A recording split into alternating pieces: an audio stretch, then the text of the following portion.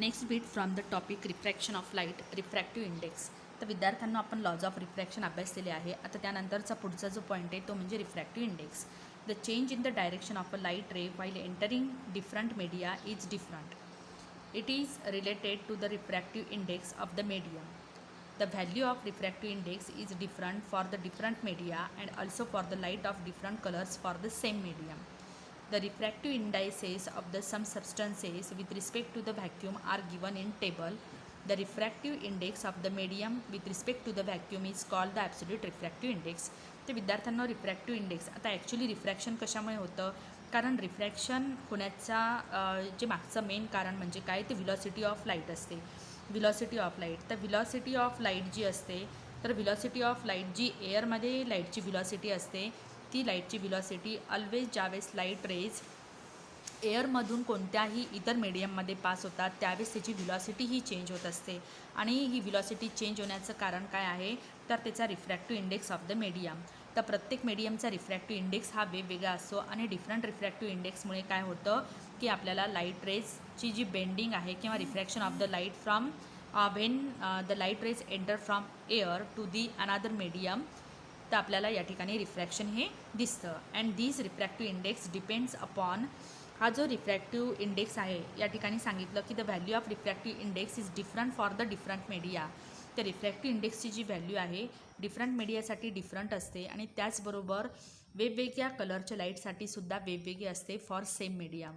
जर मीडियम आपण same pair of medium consider केला तर वेगवेगळ्या कलरच्या लाईटसाठी वेगवेगळा रिफ्रॅक्टिव्ह इंडेक्स असतो. त्याचबरोबर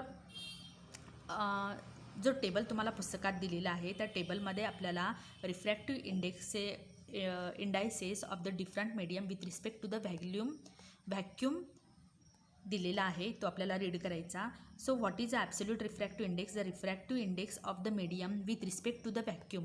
कोणत्याही मीडियमचा व्हॅक्यूमसोबत असणारा जो रिफ्रॅक्टिव्ह इंडेक्स आहे त्याला आपण ॲब्सोल्यूट रिफ्रॅक्टिव्ह इंडेक्स असे म्हणतो. Refractive index depends on the velocity of the light in that medium.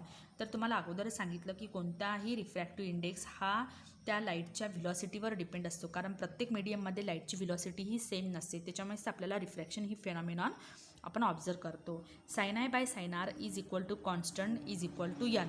This is the law of refraction. Angle of sine of angle I and sine of angle R always याची किंमत जी असते constant असते. N is called the refractive index, where N जो आहे त्याला refractive index म्हटलं जातं of the second medium with respect to the first medium. Second मीडियमचा फर्स्ट मीडियमसोबत असलेला जो असलेला हा जो आहे, this is the refractive index for second medium with the first medium. This is also called the Snell's law. या लॉला Snell's law असं सुद्धा म्हणतात. A ray incident along the normal goes forward in the same direction, r is equal to 0. तर या ठिकाणी टेबलमध्ये different material मीडियमचे refractive indices आपल्याला दिलेले with respect to the vacuum. Absolute refractive indices of the media are given here, so you can read in your textbook. Let the velocity of the light in the medium 1 be v1 and in the medium 2 be v2 as shown in the figure. The refractive index of the second medium with respect to the first medium 2n1 is equals to the ratio of the velocity of the light in the medium to that in the medium 2. आता या ठिकाणी medium दिलेला आहे. Light rays हा एअरमधून glass मीडियममध्ये pass होतो. Air मीडियमला आपण medium 1 consider केलं आणि ग्लास मीडियमला आपण मीडियम सेकंड कन्सिडर केलं. तर आपल्याला रिफ्रॅक्टिव्ह इंडेक्स कसा काढायचा आहे, of medium, refractive index of medium 2 with respect to एअरसोबत काढायचं आहे. त्यासाठी रिफ्रॅक्टिव्ह इंडेक्सला आपण एन या लेटरनी डिनोट करतो. मग दुसऱ्या मीडियमचा पहिल्या मीडियमशी विथ रिस्पेक्ट रिफ्रॅक्टिव्ह इंडेक्स काढायचं आहे, तर लिहिताना आपल्याला 2n1 या पद्धतीने लिहावं लागणार आहे.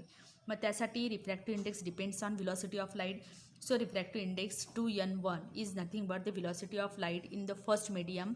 या ठिकाणी डिव्हिजन घेताना velocity of light in the first medium म्हणजे एअर मीडियममधनं व्हिलॉसिटी ऑफ लाईटचं डिव्हिजन आपल्याला velocity of light in medium 2मध्ये, म्हणजे या ठिकाणी जो मीडियम सेकंड घेतलेला आपण ग्लास मीडियमशी रिलेटेड आपण व्हिलॉसिटी ऑफ लाईटचा व्हॅल्यूचं डिव्हिजन करणार. Similarly the refractive index of the medium 1 with respect to the medium 2. ज्यावेळेस तुम्हाला व्हिलॉसिटी ऑफ लाईट, ज्यावेळेस तुम्हाला रिफ्रॅक्टिव्ह इंडेक्स हा मीडियम 1 विथ रिस्पेक्ट टू 2 काढायचा असेल तर त्यावेळेस लिहिताना तुम्ही काय लिहिणार 1n2 या पद्धतीने लिहिणार. Then in this case we have to divide the velocity of light in the second medium with the velocity of light in the first medium. If the first medium is vacuum, then the refractive index of the second medium is called absolute refractive index and it is written as. तर या पद्धतीने आपण त्याला लिहिलेलं असतं. जर आपण first medium काय सांगितले इथे, जर फर्स्ट मीडियम जर व्हॅक्यूम असेल तर सेकंड मीडियमशी विथ रिस्पेक्ट टू आपण रिफ्रॅक्टिव्ह इंडेक्स काढतो, तर तो रिफ्रॅक्टिव्ह इंडेक्स हा ॲब्सोल्यूट रिफ्रॅक्टिव्ह इंडेक्स म्हणून कन्सिडर केला जातो.